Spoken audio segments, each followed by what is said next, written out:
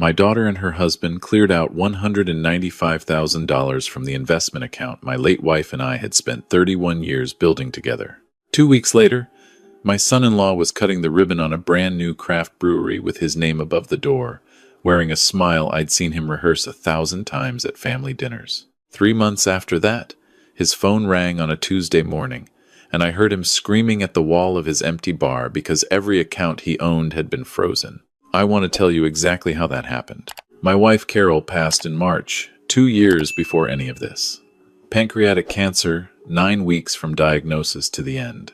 She was 61 years old, and she made the best peach cobbler in Williamson County, and she never raised her voice at anyone in her life, not once that I ever witnessed. 34 years of marriage, and I still caught myself turning to say something to her when the news came on at night. The grief doesn't leave. It just learns to share the room with you. Our daughter Ashley was 33 at the time of the theft. She and her husband Connor had been married 6 years, living in a rental house about 20 minutes from me in Franklin, Tennessee. Connor was the kind of man who talked about his potential more than he worked toward it. He had what I'd call a rotating portfolio of big ideas. A food truck he sold at a loss, a sports memorabilia business that never moved past a website, a real estate license he obtained and never used. My daughter was a middle school art teacher, and patient with him in a way that sometimes made me wince. I spent 26 years as a fraud investigator for a regional insurance company before retiring at 62. I know how to read a paper trail. I know what financial behavior looks like when someone is hiding something and what it looks like when someone simply doesn't know what they're doing. Connor was many things, but he was not sophisticated. I knew that, which is part of why I never saw it coming from that direction. The investment account held $195,000. Carol and I had built it together during the lean years and the good years both, contributing whatever we could manage, watching it grow across 3 decades, the way you watch a tree you planted grow in your backyard. We had listed Ashley as a joint beneficiary with transfer on death rights, meaning the funds would pass to her outside of probate when I died. Standard planning for a parent who wants to spare their child the courts. What I had not done, and what I deeply regret, was update the signatory access after Carol passed. For a brief administrative window, while the account was being restructured through the estate, Ashley had been granted limited power of attorney to manage affairs on my behalf. I was not well in those weeks. The grief had taken something out of me physically, the way it sometimes does, and my physician had me on medication that made the world feel gauzy. Ashley handled paperwork. I trusted her. The limited POA had technically expired. But the brokerage, through a clerical failure I will not detail beyond saying it cost them significantly in a subsequent civil action, had not properly closed her access. Connor found out. I don't know exactly how the conversation went between them, but I know from what came later that it was Connor's idea and Ashley's silence that made it possible. I discovered it on a Thursday morning in April. I had scheduled a consultation with an orthopedic surgeon about my left hip, which had needed replacing for 2 years, and I was finally ready to move forward. I logged into the brokerage account to verify the funds were available and intact before scheduling the preoperative appointment. The balance was $4,311. I sat at my kitchen table for a long time, long enough that my coffee went cold. I kept refreshing the screen the way you do when a number doesn't make sense, as if the page might correct itself. The transaction history showed a series of withdrawals across an 11-day period in late March, each one structured just below the $10,000 reporting threshold. Classic structuring. I recognized it immediately from my professional years. Someone had done a little homework or gotten lucky guessing at what would attract attention. I called the brokerage and spent 90 minutes on hold, and then with 2 different representatives who were apologetic in the specific corporate way that means they are terrified of liability. They confirmed the withdrawals had been authorized under the power of attorney documentation they had on file. I didn't yell. I told them I would be following up in writing, and that they should preserve all records associated with the account. Then I drove to Ashley's house. Connor's pickup truck sat in the driveway, brand new. A red Ford F-250 with chrome trim still gleaming. I recognized it as a truck he had mentioned wanting for 2 years, the specific model and color, One of those passing comments men make about things they can't afford. I parked on the street and sat there for a moment looking at that truck. Ashley answered the door. She looked at my face and something shifted in her expression, something I had never seen on my daughter's face before and haven't been able to fully name since. Not guilt exactly, more like the face of someone who had been waiting for a knock on a door and had spent a long time hoping it would never come. I asked her what had happened to the account. She told me she didn't know what I was talking about. She said it with the slightly elevated pitch and the sideways glance toward the hallway that told me Connor was somewhere nearby, probably listening. I told her the account held $4,311. I told her I needed my hip replaced. I told her I wanted to know where the money had gone. She started crying, which was real crying, not performed. And she said everything would be okay and that she loved me and that maybe I should talk to Connor, and then she went to get him, and I stood in my own daughter's doorway and felt something inside me go very quiet and very cold. Connor came out with his hands in his jeans pockets and his chin slightly elevated, which was a posture I had seen him use when he was preparing to hold a position. He said he could explain. He said the money was a loan, not a theft, that he had only intended to borrow it temporarily to capitalize a business opportunity, and that he had been planning to repay it with interest before I ever noticed. He said this with the conviction of a man who had practiced the speech enough times to half believe it himself. I asked him to show me the loan documentation.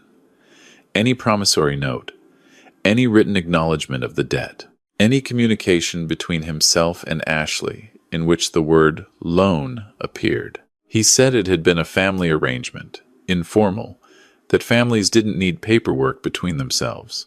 I told him that was not a loan. I told him that was theft. I told him I would be speaking with an attorney, and I left. I want to tell you that I went home and made a plan immediately, with cold precision, the way it might sound in retrospect. The truth is, I sat in my living room for 3 hours, looking at a photograph of Carol that sits on the end table beside the couch, the one from our trip to Asheville in 2018 where she's laughing at something off camera.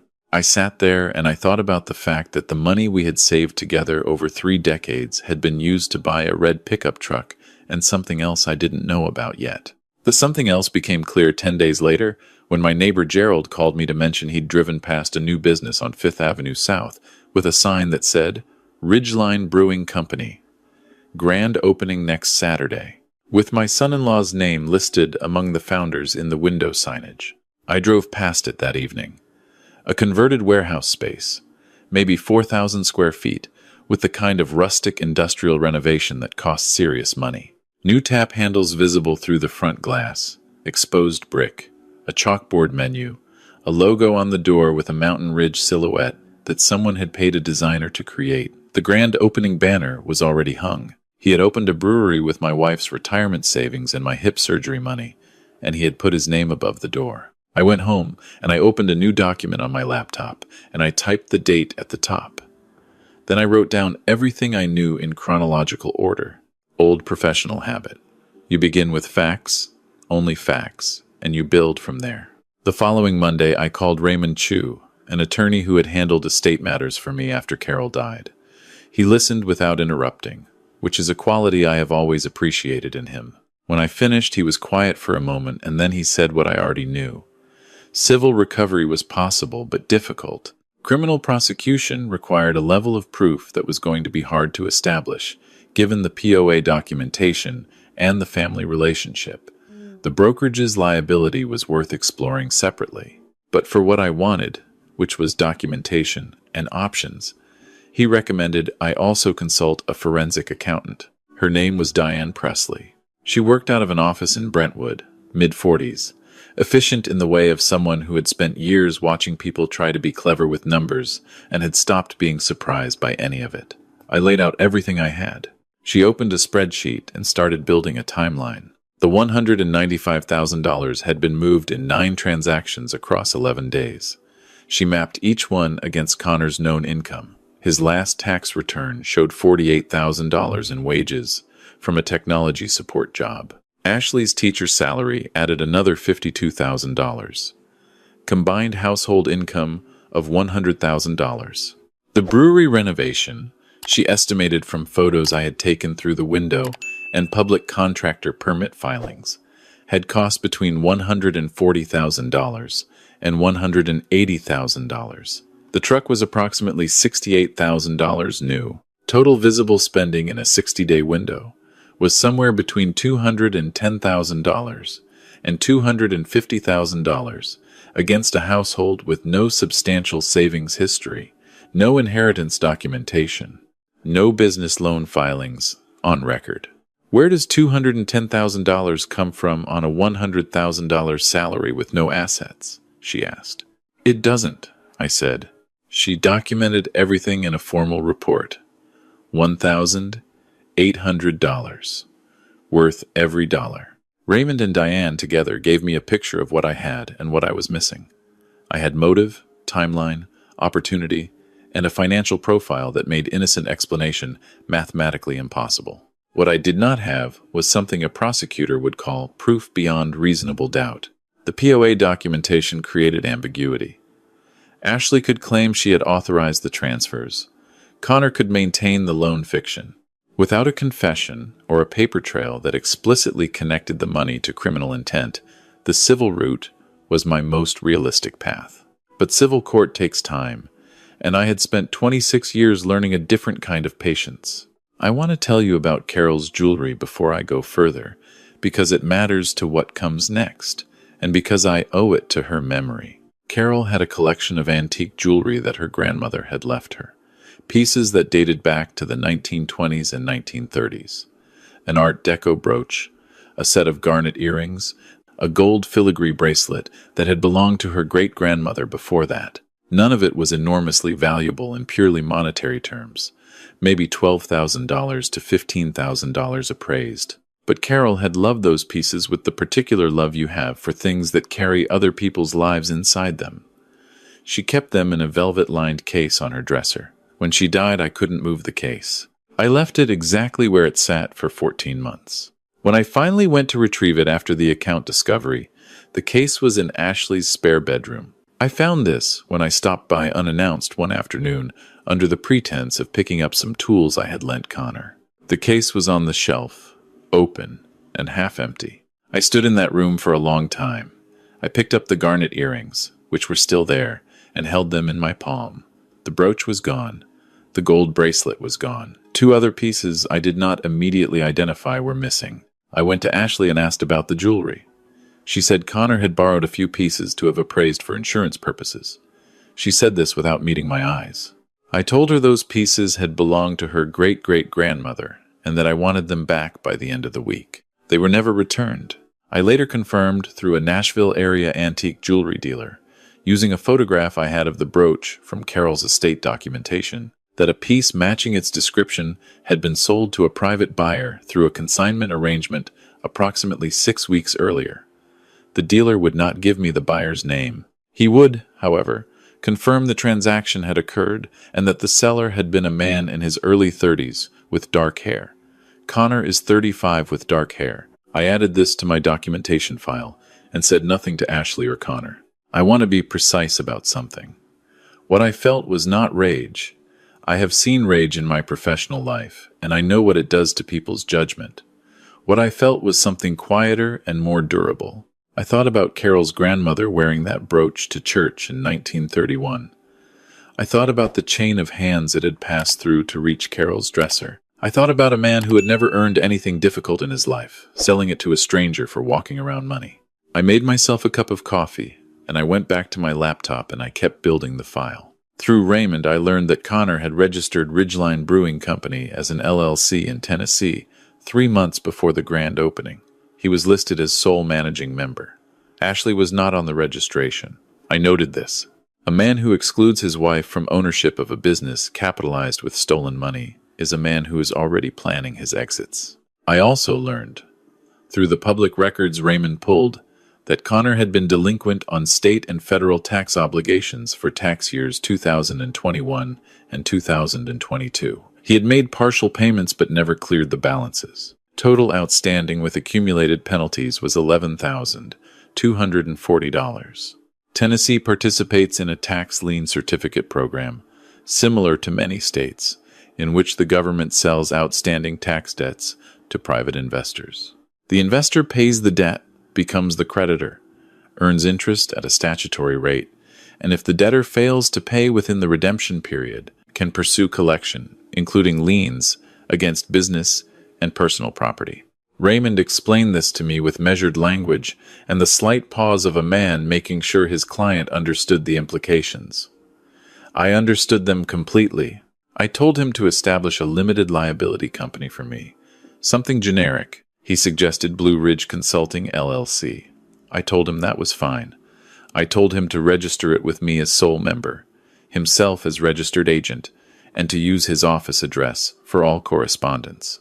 I authorized Blue Ridge Consulting, LLC, to purchase Connor's outstanding tax obligations from the state. Total acquisition cost: $11,24. Connor now owed me money. He simply didn't know it yet. The grand opening of Ridgeline Brewing was on a Saturday in early May. I drove past it twice that day. The parking lot was full. String lights were on inside. I could hear music from the street. There was a line at the door. He had built something with my wife's money, with my retirement, with her grandmother's brooch, and people were standing in line to celebrate it with him. I drove home and I watched the Tennessee Titans highlights, and I went to bed at 10 o'clock. I didn't sleep much, but I didn't act recklessly either. 2 weeks later, I accepted Ashley's invitation to a family dinner at their house. I had been declining her calls and texts for a month, and she had escalated to showing up at my door twice, crying in a way that was partly performance and partly real. The two things wound together in her the way they are in people who have done something they can't fully justify to themselves. I went to dinner. I brought a bottle of wine. I sat at my son-in-law's table in the house my money had been partially paying for, and I ate the meal my daughter had cooked, and I asked Connor polite questions about the brewery. He was expansive on the subject. Occupancy had been strong the first 2 weekends. He was developing a flagship IPA and a seasonal wheat beer. He had a local food truck partnership in place for weekends. He was looking at hiring 2 additional staff members. He talked the way men talk when they are slightly drunk on their own success, when the thing they have built is newer than their doubt. I asked about financing. He said it had been a combination of personal savings and a private investor he declined to name. I smiled and poured more wine and let him talk. Do you know what gave him away? Not a drunken comment, not a slip. It was something smaller. When I asked about his supplier contracts and mentioned that I knew a bit about small business accounting from my years in insurance investigation, his posture changed.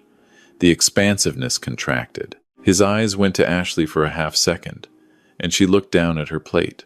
That glance told me everything I had already known. I left early, thanked them for dinner, hugged my daughter at the door. She held on a beat longer than normal, and I let her, and I felt a kind of sorrow that had nothing to do with the money. The IRS, Form 3949. A is a citizen's referral for suspected tax fraud. It is anonymous. It is untraceable. It exists specifically for situations in which a private individual has reason to believe someone has failed to report income accurately. I completed the form on a Sunday afternoon in early June. I was methodical about it. Taxpayer name, business name, address, tax year. Then the factual description. I documented the $195,000 withdrawal from a third-party investment account, the timing of the LLC formation, the physical scope of the renovation relative to the declared income of the principals, the sale of antique jewelry through a consignment dealer. I noted the structured transactions, each one below the reporting threshold. I submitted it electronically, printed the confirmation, filed it. Then I waited. Waiting is the hardest professional discipline. I had spent 26 years in fraud investigation, learning that the impulse to move too quickly is what destroys most legitimate cases. You build the pressure, you let it accumulate, and then you apply it from multiple directions simultaneously when the target is most extended. I had explained this principle to younger colleagues for decades. Now I was applying it to my own son-in-law. The brewery was doing well through June and into July. I drove past it occasionally, and the parking lot was usually active on weekend evenings. Connor had posted photos on social media, which I monitored through a profile my neighbor Gerald's wife had created for me when I explained I needed to observe without being seen. The photos showed a full tap room, events, a logo merchandise line, a canned beer launch party. He was all in. This mattered. The more he invested in the business, the more he had to lose. In mid-July, Ashley called me on a Thursday evening. Her voice had the specific, tight quality of someone managing panic. I let her talk. She said that Connor had received a letter from the IRS. They were requesting documentation for a series of financial transactions from the previous year, specifically large cash movements and the source of capital for a new business venture. She said Connor was furious and convinced someone had reported him. She said he had already called an attorney. I told her IRS inquiries weren't uncommon for new businesses. I told her I hoped it would resolve quickly. I asked if there was anything I could help with. She said no and thanked me and got off the phone fast. I sat in my study and made a note in my file. Phase 1 active. The IRS process moved at its own pace, which is to say slowly, deliberately, and without concern for anyone's timeline but its own. Raymond had contacts who could occasionally provide general status updates through legitimate channels. In early August, he called me with news. The agency had rejected Connor's explanation for the capital source. He had claimed the startup funding came from personal savings accumulated over several years, but when asked to produce documentation, he had provided bank records that showed no corresponding accumulation. The agent had also flagged the structured withdrawal pattern from the brokerage account, which had appeared in supporting documentation. Raymond had submitted separately on my behalf as part of a parallel civil complaint against the brokerage for failing to properly close the POA access. Connor now faced a potential liability of approximately $38,000, back taxes on the unreported income, penalties, and interest.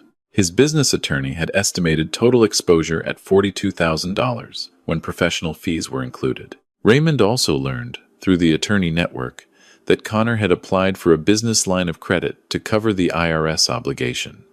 2 banks had declined. His personal credit, already stressed by the truck financing, could not support additional borrowing against a business with less than 6 months of operating history. I told Raymond to have Blue Ridge Consulting send the demand letter. The letter was formal and courteous in the way that legal instruments are when they are carrying something devastating inside the language. It informed Connor that his outstanding tax obligations for 2021 and 2022, now held by Blue Ridge Consulting, LLC, were in arrears and demanded full payment of $12,800, the original debt plus accumulated interest and administrative fees, within 30 days. Failure to remit would initiate collection proceedings, including potential liens against personal and business assets. Raymond sent it certified mail, signature required. Connor signed for it on a Tuesday morning. That evening, Ashley called me, and the panic in her voice had progressed to something that sounded like the edge of real fear. She said someone had bought Connor's old tax debt and was demanding money they didn't have. She said it had to be connected to the IRS situation. She said Connor thought someone was targeting them. I told her it sounded stressful. I told her tax debts did sometimes get sold to collection entities.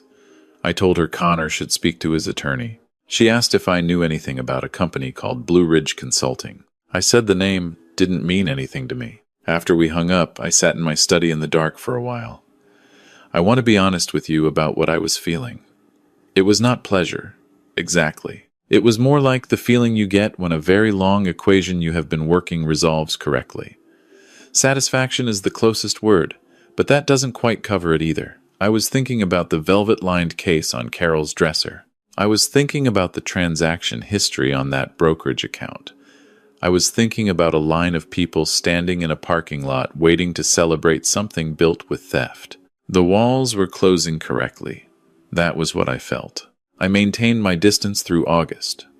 No contact with Ashley or Connor except when Ashley called, which she did several times, with varying degrees of distress. I was consistently sympathetic and consistently unhelpful. The IRS had formally assessed the liability at $39,500, including penalties.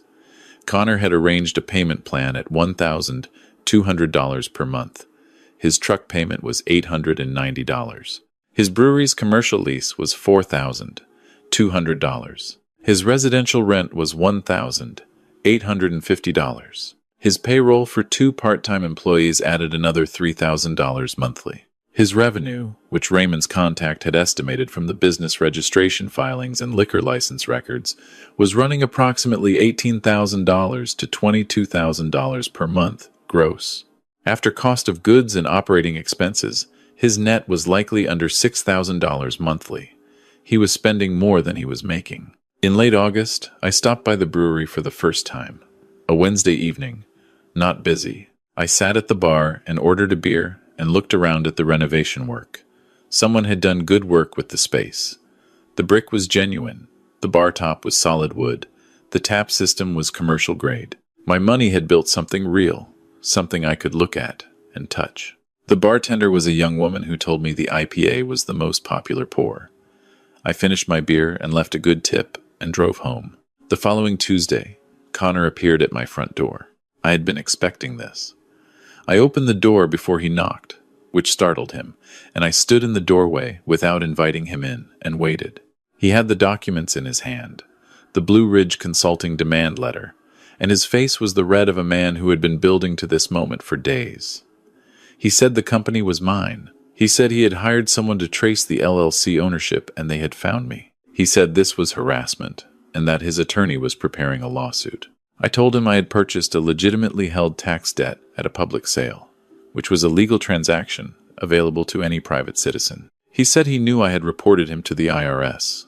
I told him I had submitted information about suspicious financial activity, which was every citizen's legal right. He stepped closer. I did not step back. I want you to hear something clearly, I said. I know what you did. I know what you and Ashley did to that account. I know about the jewelry. I know about the brooch that belonged to Carol's grandmother. I know about the consignment sale. I know the exact amount you structured out of that account in 11 days, and I know exactly how you spent it. He opened his mouth, and I kept talking. You built that business with money you stole from a dead woman's retirement savings.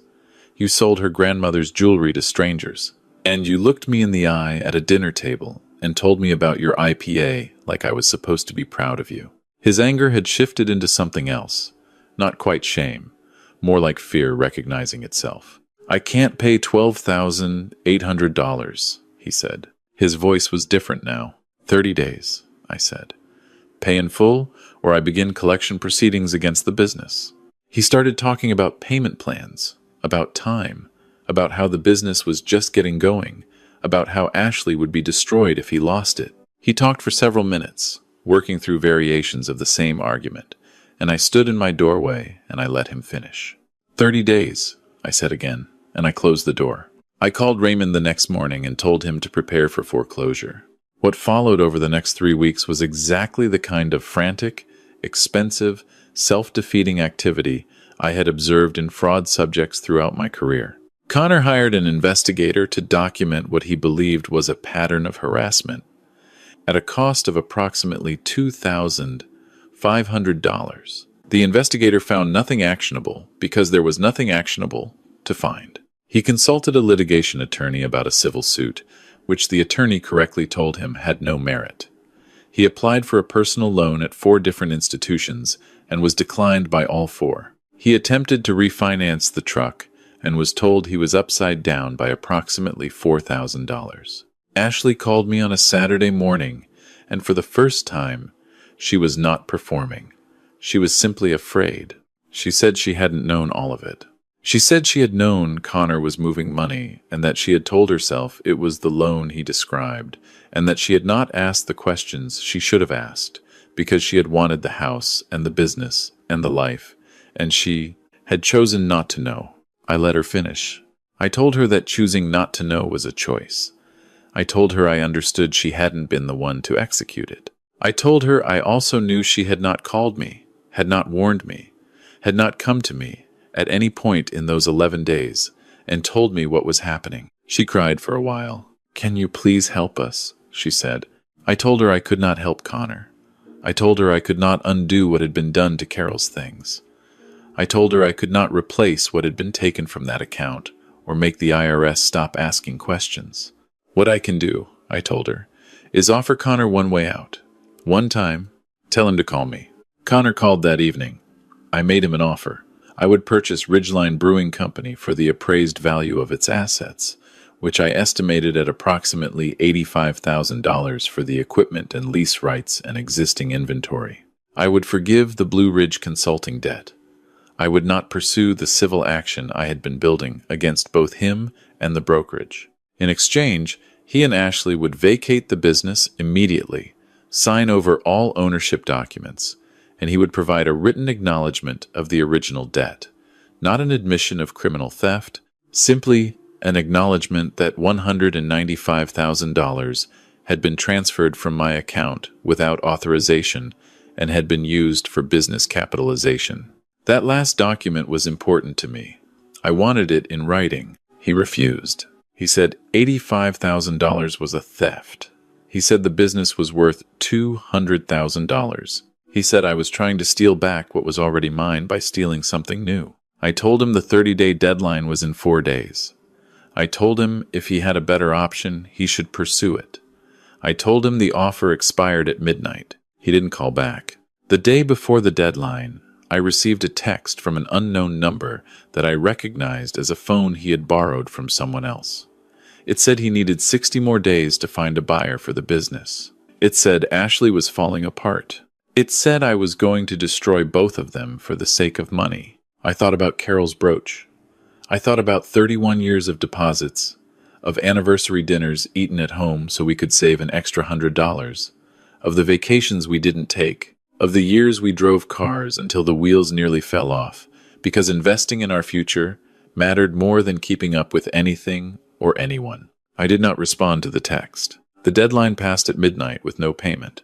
I called Raymond at 8 the next morning. The collection proceeding against Ridgeline Brewing Company began that day. Raymond filed the necessary documents with the appropriate Tennessee administrative bodies. Blue Ridge Consulting, LLC, as holder of Connor's personal tax lien, which had been personally guaranteed against his business interests at the time of the original debt, had standing to pursue collection against business assets. Connor's attorney filed an objection, which is standard and expected and which costs money to file. The hearing was scheduled for 22 days later. I want to tell you about the morning of that hearing because it is the moment the story turned from something I was doing into something that was simply happening. Consequence following cause the way water runs downhill. I wore a suit. Raymond met me in the courthouse parking lot, and we walked in together. Connor and Ashley were already seated on the other side of the room. Ashley would not look at me. Connor's face had the hollowed-out look of someone who hasn't slept properly in weeks. His attorney argued financial hardship, ongoing business viability, the disproportionate impact of the collection action relative to the original debt amount. He was not a bad attorney. He made the available arguments with competence. Raymond presented the timeline, the documentation, the payment history, the notice record.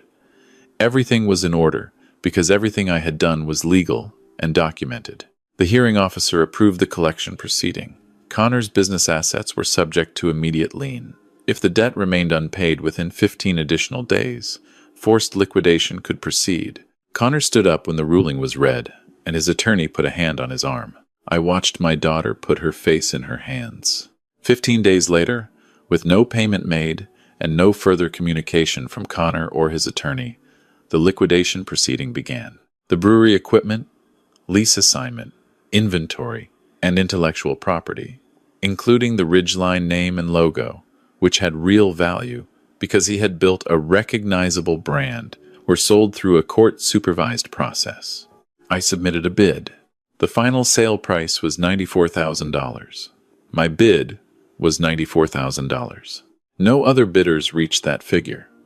They were getting a business that owed 6 months of deferred lease payments and had an uncertain operating history. I was getting justice and a functional brewery that I had no intention of operating. I leased the space and equipment to a young woman named Carla Deming, who had been working as a head brewer at a larger operation and wanted to go independent. She paid me fair market rate, and we had a handshake on a 5-year term, and she renamed it and rebuilt the concept from the ground up.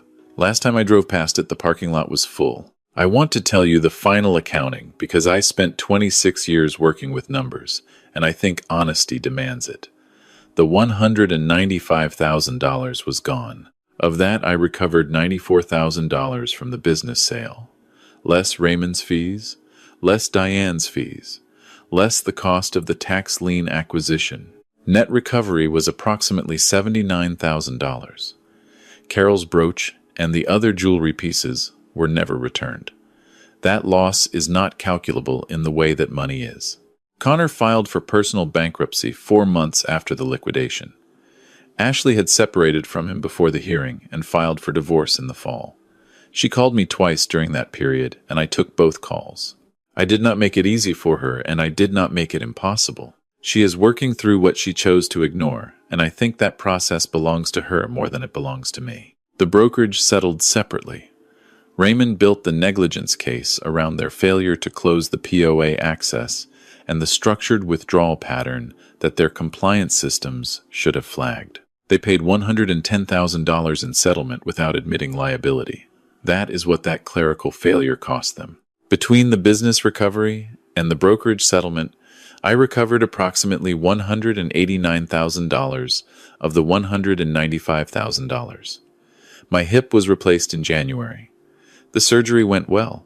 I walked without pain for the first time in 2 years. There is a photograph of Carol on my end table, the one from Asheville, where she is laughing at something off camera. I don't know what she was laughing at. I've tried to remember, and I can't. But I know the laugh, and I know the sound of it, and I know that she spent 34 years building something real alongside me, and I know what happened when I let that something fall into the wrong hands. I did what I could with the tools I had. I followed the money. I used the law. I was patient when patience was what was needed, and I was specific when specificity was what the moment required. I did not break anything that wasn't already broken. Some nights I still think about what my daughter chose not to ask. About the 11 days she watched those transfers happen and told herself the story she needed to tell herself. I think about the weight of that choice and what it costs a person to carry it. That part of this I have no resolution for. Some things don't resolve. They just become part of what you know about the world and the people you love. The sun goes down early in November in Tennessee. I was sitting on my back porch when it dropped behind the tree line, and the yard went the specific shade of blue it goes just before dark, and the air smelled like leaves and wood smoke from somewhere down the block. I stayed out there until I couldn't see my hands in front of me. Then I went inside and locked the door behind me. It was finished. If this story meant something to you, please hit the like button and subscribe to Frost Vengeance. Drop a comment and tell me what time it is where you're watching from right now. And if you want to hear what happened next, the video on the left is waiting for you.